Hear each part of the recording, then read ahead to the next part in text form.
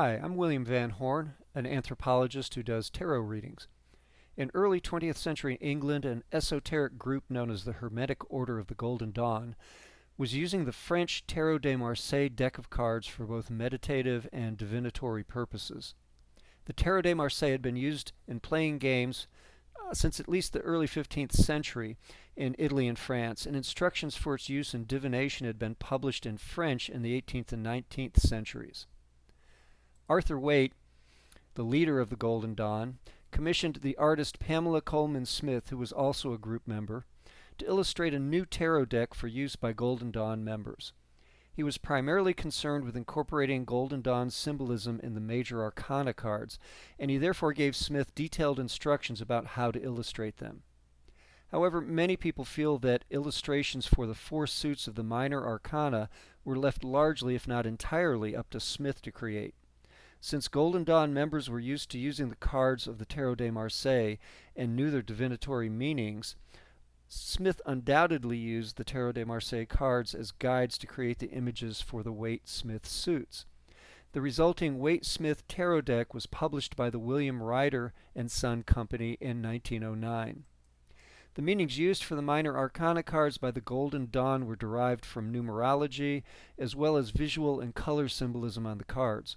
We're going to take a look at each card of the Tarot de Marseille suit of batons or wands or staffs and the corresponding Waite-Smith card. When they're compared side by side, the inspiration for each of Smith's illustrations becomes obvious.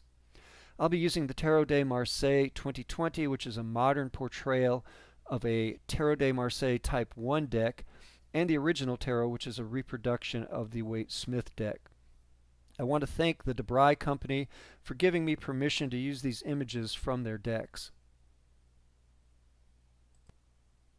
The suit of batons or wands or staffs typically is used to describe action or passion. There's two themes that will help you to understand this suit. The first is that the even numbered cards in the Tarot de Marseille have balanced images which represent order. And the odd-numbered cards typically have a sense of disruption, which can indicate some sort of conflict. The second theme is that numerologically, cards build on the numbers of previous cards. So as we go along, I'll refer to these two themes, and you'll see what I'm talking about.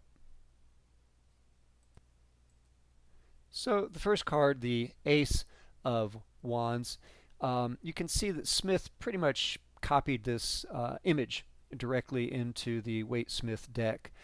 One represents unity or potential in numerology, and you can see in the Tarot de Marseille card it's really more like a piece of wood, a stick. It's green in the center. There's this red, so the green represents growth. The red is vitality or vigor, and a golden hand is sort of presenting this. So the golden hand represents the divine.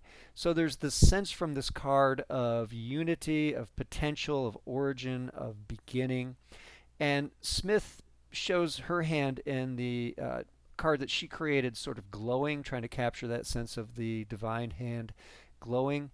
And to represent the growing aspect or the growth aspect, she has these leaves coming off of the wand that she has portrayed. So the image is very similar from one deck to the next.